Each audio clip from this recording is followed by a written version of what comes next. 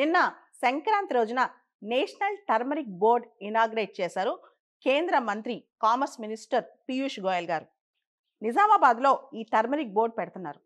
2023 తెలంగాణ ఎన్నికల సందర్భంగా ప్రధాని మోడీ గారు తెలంగాణలో నిజామాబాద్లో టర్మరిక్ బోర్డు పెడతామని చెప్పి ప్రామిస్ చేశారు. తమిళనాడు, మహారాష్ట్ర ఇలా చాలా రాష్ట్రాలు వాళ్ళ రాష్ట్రంలో నేషనల్ టర్మరిక్ బోర్డు పెట్టాలని కోరుకున్నా సరే తెలంగాణలో పెట్టడం జరిగింది. ముఖ్యంగా తెలంగాణలో కరీంనగర్, నిజామాబాద్, వరంగల్, ఆదిలాబాద్ ఈ పాత జిల్లాలు ఏవైతే ఉన్నాయో దాదాపు 50,000 హెక్టార్ల పైన అక్కడ పసుపు పండుద్ది అనమాట, టర్మరిక్ పండుద్ది. ముఖ్యంగా కొన్ని లక్షల మంది ఫార్మర్స్, ట్రేడర్స్ ఈ పసుపు ప్రొడక్షన్ మీద ఆధారపడ్డారు. అయితే పసుపుకు సంబంధించి మనం దాన్ని గోల్డ్ స్పైస్ అంటూ ఉంటాం అనమాట. చాలా వాల్యుబుల్. అయితే market fluctuations, demand supply fluctuations వీటన్నిటిని కాపాడటం కోసం, వీటన్నిటిని కంట్రోల్ చేయడం కోసం టొబాకో బోర్డు ఎలా అయితే ఉందో అదే స్థాయిలో ఒక పసుపు బోర్డు కూడా పెట్టాలని, ముఖ్యంగా ఏ సీజన్లో ఎంత పండించాలి, మార్కెట్ రేట్స్ ఎలా డిసైడ్ చేయాలి, ఎంత రైతులకు ఎంత వెళ్ళాలి, వీటికి సంబంధించి ప్రాపర్గా ఒక బోర్డు కావాలని చెప్పి ఈ టర్మరిక్ బోర్డు పెట్టడం జరిగిందనమాట. దీనికి సంబంధించి మనం చూస్తే భారతదేశంలో పసుపు ఎగుమతులు మొత్తం దేశీయంగా పసుపు మనం ఏదైతే ఎక్స్పోర్ట్ చేస్తామో, టర్మరిక్ ఎక్స్పోర్ట్ చేస్తామో దానిలో 30% తెలంగాణ నుంచే వెళ్తుంది అనమాట. మొత్తం ఈ టర్మరిక్ బోర్డు పరిధిలో దేశవ్యాప్తంగా 20 రాష్ట్రాలు వస్తాయన్నమాట దీని జ్యూరిస్డిక్షన్లోకి. ఇక నిజామాబాద్ జిల్లాలో టర్మరిక్ బోర్డు పెట్టడం అనేది మొత్తం తెలంగాణ రాష్ట్రం సంతోషపడుతోంది. ప్రపంచంలోకెల్లా భారతదేశంలో టర్మరిక్ అనేది పసుపు ప్రొడక్షన్లోను, ట్రేడ్లోను, కన్సంప్షన్లోను భారతదేశమే టాప్ అనమాట.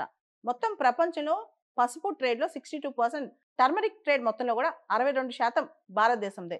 అంటే పసుపు ప్రొడక్షన్, ఎక్స్పోర్ట్, ట్రేడ్ మొత్తం కూడా మన కంట్రీ టాప్ అని చెప్పొచ్చు. ప్రత్యేకంగా టర్మరిక్ పసుపు కోసం ఒక బోర్డు పెట్టడం వల్ల ఒక మంచి మార్కెట్ రీసెర్చ్ జరుగుద్ది, కొత్త మార్కెట్స్కి డైవర్సిఫై అవుతాయి. అంతేకాదు ఫెయిర్ ప్రైజెస్ కోసం ఫైట్ చేయొచ్చు. అన్నిటికన్నా ఎక్కువగా పసుపుకు సంబంధించిన రీసెర్చ్ కానీ, డిమాండ్ కానీ పెంచే విధంగా పాలసీస్ మేక్ చేయొచ్చు. ఇవన్నీ కూడా టర్మరిక్ బోర్డు వల్ల సాధ్యమవుద్ది అనమాట. దీనివల్ల తెలంగాణ రైతులు ఇంకా లాభం పొందుతారు.